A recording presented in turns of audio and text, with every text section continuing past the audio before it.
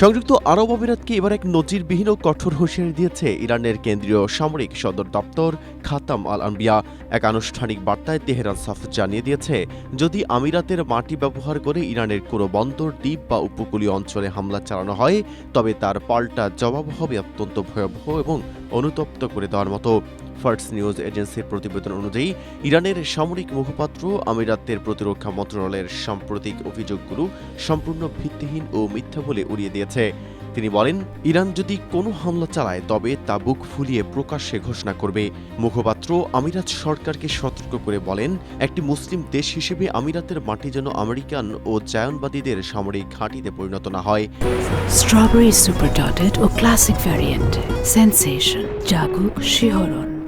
Iran অভিযোগ করেছে যে বর্তমান আমিরাত এখন আঞ্চলিক অস্থিতিশীলতার প্রধান উৎস যুক্তরাষ্ট্র ও ইসরায়েলের একটি বড় আখড়ায় পরিণত হয়েছে।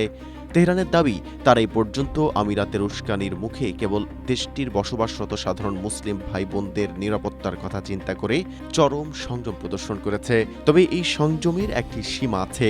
মুখপাত্রের ভাষায়, নিজেকে নির্যাতিত সাজিয়ে বা অপপ্রচার চালিয়ে সমস্যার সমাধান হবে না, বরং শত্রুর হাত শক্ত করা বন্ধ না করলে আমিরাতকে এর চরম মূল্য দিতে হবে।